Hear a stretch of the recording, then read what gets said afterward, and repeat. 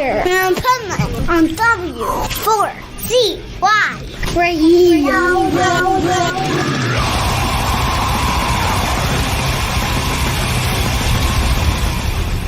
Wake up, America! It's time for the adventures of Pipeman on W4CY.com, West Palm Beach's #1 internet radio station. Here's your host, the Pipeman.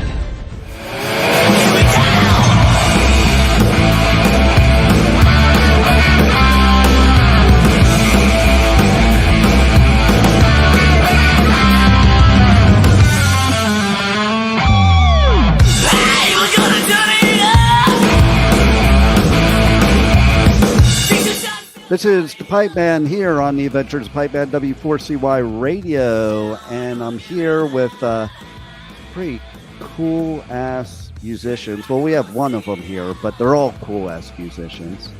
So let's welcome to the show Jagger from Lÿnx. How are you? Not bad. How's it going to you? So did I pronounce your name right? Because I just took a stab at it. You got it. You never know, okay? Like, it may look like that's the way you're supposed to pronounce it, and then they're like, well, no, and, so. Yeah, definitely. I get a lot of it, too. Like, it's spelled weird, too, so. Yeah, so let me ask you a question. That's a funny way to start off. Mm-hmm. What are the funniest or worst pronunciations that you've gotten? I get Jagger a lot. Yeah, Jagger's pretty common. And I got Jaguar. That one's good, especially with the cat theme of the band too, right? Right. Thing called Lynx. So yeah, that one's pretty common. Yeah, those are the two. Or and then just no one spells it right either. They're spelled weird. So I could see the Jagger too, because immediately as soon as you said that, I wouldn't have thought of it by just looking at the name, but as soon as you said it, I immediately thought of Jaromir Jagr. Oh yeah, the hockey player. So yeah, like I could see maybe if somebody, and I am into hockey, but I could see somebody that's like got hockey on the brain, they might be thinking that right there. Oh, for sure.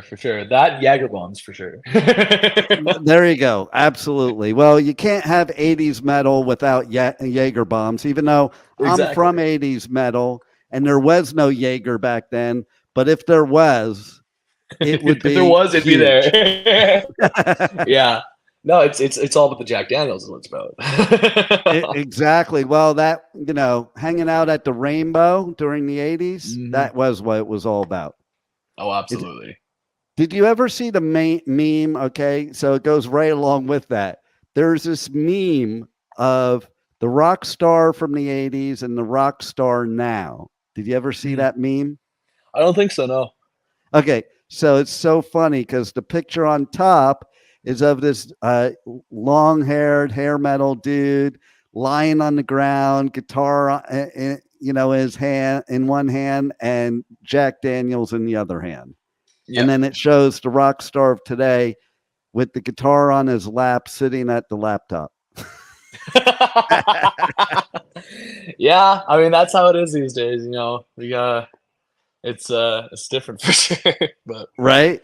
You can find me with the Jack Daniels though, absolutely. Well, there you go. So you're keeping it real there, because I lived through all those times that all that was going on. In fact, I was at the party when Vince Neil and Razzle went on that beer run, and Razzle never came back. Mm-hmm. That's insane, crazy, man. Yeah, wow. I used to hang out with Mick Mars at the Jan's Mall in Thousand Oaks. Wow. Yeah, so that's crazy. I tell you what, that's really what propelled me even further into metal, because before the Sunset Strip days of Motley Crue and all the bands that were there, you basically had Maiden, you had Priest, you had stuff like that I was into. But I remember the first time I went to a club show, and it was at the Roxy on the Sunset Strip. Yeah. It was Motley Crue before they even had their first album. And I just remember going, oh my fucking God, I'm never going to a real concert ever again. This was the best shit ever.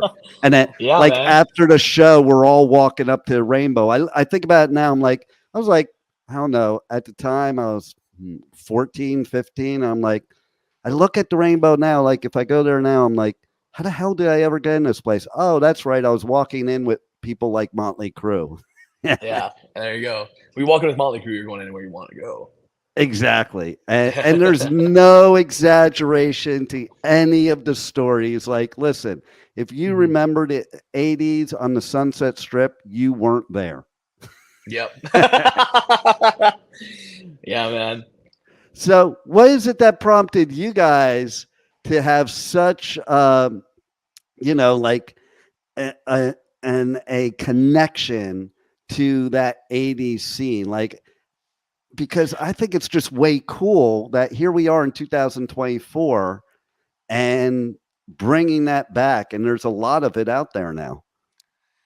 Yeah, well, for me personally, and same with a lot of the guys, like that's what kind of we grew up with, like my dad playing that kind of stuff around the house, a lot of the Crew, Skid Row, Rat, Cinderella, that kind of stuff. So it's something I grew up with, and then just seeing that kind of that scene, that culture, that the trends and whatnot, the big old hair, and it's like there's something that's like gravitational to it, right? It really pulls you in, and it's hard not to look at.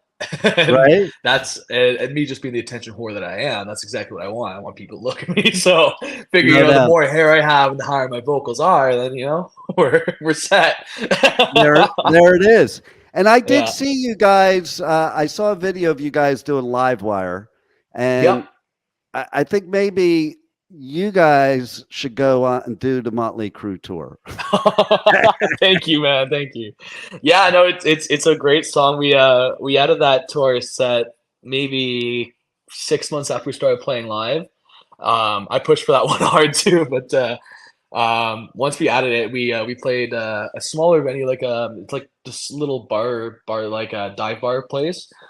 But we played it last, and we're like, who knows Motley Crue? There's a pit going and everything. Is like that's staying in the set for sure. Nice. I love it. And speaking of starting, like I gotta give you major props because it's awful ballsy to start a band during the pandemic. For sure. Definitely didn't make things easy. The rest of the guys, I don't know if you know, I'm the second singer of the band actually. So they started during the pandemic, just doing some 2 EPs there, with the original singer, and things didn't work out. He didn't want to play live, and just wasn't right for the band. So I joined in right tail end of the pandemic, right when things are starting to open up. I got in the band. The first thing I said, we're playing live. So we yeah, you can't be an 80s. You can't be an 80s metal band and not play live. Like that was exactly the whole point. Right. Yeah, yeah. So that's what we did. We did our first show on Halloween of 2021, nice. And we tried to do the whole Motley Crue thing, bringing the smoke cannons and all the theatrics we can to the show. So it was definitely a really fun time. I love that, and I love you brought up Halloween because that was also like. That was really like that Roxy show was my first club show. And then after that, the next show was what really made me just hang out at the Sunset Strip, the Troubadour, the Country Club in Reseda, like all the time. And it was on Halloween. And I remember, so we used to go to this record store in the Valley called Oz Records. And there was a store clerk there that worked there that would always recommend music to us because back then you couldn't listen to Spotify. Like you had to buy shit and you didn't even know what it sounded like. And if you went to shows, it was because you saw a picture and you're like, oh, they look cool. We're going to that show. You didn't even know what they sounded like. And that dude that was that record store clerk was also the owner of this small record label at the time called Metal Blade Records. Oh, wow. I'm sure you've heard. Yeah. And so we were in there one time and there was this magazine. It was called BAM Magazine. It was like a newspaper magazine for, the music scene and Hollywood and stuff. And there was this ad for this show and they were just on tour recently, both bands, Wasp and Armored Saint, and this other band, Headshaker, that doesn't exist today, but it was Wasp and Armored Saint. The picture was of Wasp, and I was like, man, they are cool as hell. And I Yeah. went to that show on Halloween, and that's when I ended up like meeting from then on all those bands. Like the bands you mentioned, met and partied with them all. Like it was just this one big scene back then where Yeah. just everybody knew everybody. It was fun. It was partying. It was having the time of your life. And I think that's what your music is about, is like, forget all this bullshit we're going on in the world. Okay. Escape in the music. And you guys have that type of music that gives you the vibe where you can feel good and not worry about all the crap going on. Absolutely, man. Thanks a lot for that. Yeah. It definitely, yeah, that's kind of another big part of like why we're choosing to pursue the kind of music we are, is like that's such a huge anthem of like, fuck everyone else, right? We're here to do what Right. we want to do, and try and make some cool songs out of it. And I think with this new album, we've definitely achieved that, and I'm really, really excited for it. So tell us about the new album. Mhm. If anybody's happened to listen to your previous albums, EPs, this is the first full-length album, which it Mhm. drops on May 9th. And so how would you say this has created like involvement for the band? Because I always find that and back then, the first and second were really good because it was the club stuff and it was the stuff that was familiar. But it was about time where you got to those like full length albums that you were really forming who you were as a band. Yeah, exactly. And I think that's true with this especially, is like I mentioned, like I'm the second singer to come into the band here, and ideally the last. um, yeah, so the first two albums, they definitely had that same kind of 80s feel, more hard rock kind of thing. Um, I came in, and when we started writing stuff together, we found this different kind of like aggression we didn't have before, and we were able to write some really cool songs, some more punk feel to it, some more of that real 80s hair metal vibes to it, and just that almost anarchist vibe to things. It's sex, drugs, rock and roll, and that's what we're here to try and revive. See, and I love that too, because when I went to that first Motley Crue show, they weren't glam, they weren't hair metal, because there was no such thing yet. They were actually like horror punk. Yeah, Like Shout at the Devil was their original music. yeah, Too Fast for Love was what the record labels wanted to put out. exactly, yeah. So Yeah, yeah, with this I album, love that. this album, it's exactly what we wanted to do. We have a lot better team working together now, and it's been amazing with coming on, and I've been writing lyrics and helping rearrange parts of the songs, and just writing what I can and helping as much as possible. And to have so many of my lyrics just work out so well with what Blade's written, with what Fangs has written, it's been super, super cool, this process. So tell me what happened since you're the second singer. How did they come to you or you come to them? It was it was funny. I was hanging out with this girl, just scrolling through Facebook, and I It's see a always a post. girl. It's always a girl, right? See this post. I was just doing my solo music at the time, which is it's not so much rock, but more kind of acoustic kind of stuff. But I've loved playing in bands. I've played in bands since I was 6 or something. So, but I see this post for Calgary 80s hair band looking for lead vocalists. I'm like, I'm a lead vocalist, and it's great. So I threw him a message, told him about my story, my influences, kind of thing. And I got a call for an audition. Went and did my audition, and Fangs is the one who calls me a couple days later, and he's an asshole. So he calls and he goes, "Hey man, we're really sorry to tell you, man. I talked to the whole band and really fought for you, but unfortunately, you're the new singer of Lynx. So fucking asshole.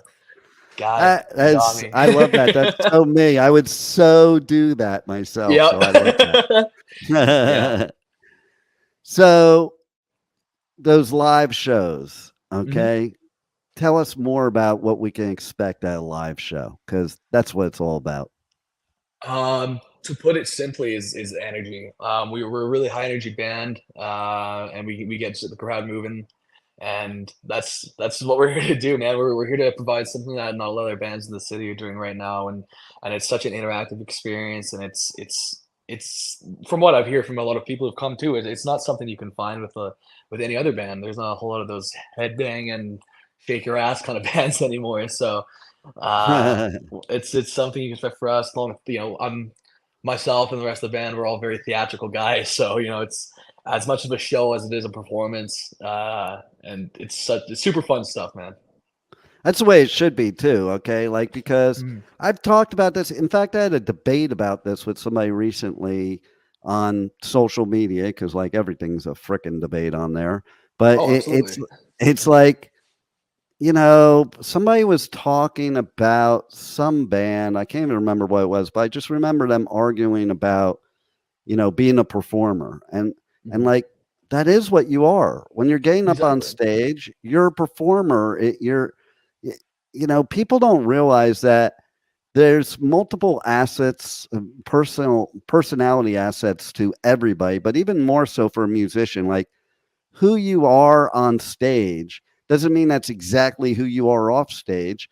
People want to be entertained. Music is more than just the music. It's a complete package. It's the artwork. I agree. Which I love the artwork of the album. Thank you. Yeah. Yeah. That's the album, or the single cover. The album cover also got released as well. But yeah, it's super fun stuff. New merch coming with that too. And it's, I love the artwork we got for this album. It's darker. Yeah, see, that's all important. Cool. It's all important to me. Like, and that also brings us back to the 80s. Because back in the 80s, I would sit on my balcony, buy an album, listen to the album 10 million times, and while I was doing it, look at all the artwork, every little detail, check out all the lyrics. That's why, people will say, like, people from the 80s, they know every lyric to every song. And that's why, because it was like homework. Exactly. Yeah. Yeah. And that's what we've done with this album too. All of our, we just got our vinyls and physical CDs in. The whole thing has got your little pamphlet with all your lyrics in it, and the artwork inside, same with the vinyl. And we're doing the whole 80s experience on the new album here. So I love it. And how do people connect to you guys on socials, on the web, get your merch, check out the new album? If there's a way to pre-order it or pre-save it before it drops, get it when it drops, all that good stuff. Yeah. So you can check us out on Instagram, Facebook, Spotify. We can pre-save the new song that's coming out. March 18th is our first single, the title track, Claws Out. We've got those coming out. As of April 11th, you'll be able to pre-order the album, and you can check out our website. That's going to have all the information you need on there. So that's lynxrocks.com.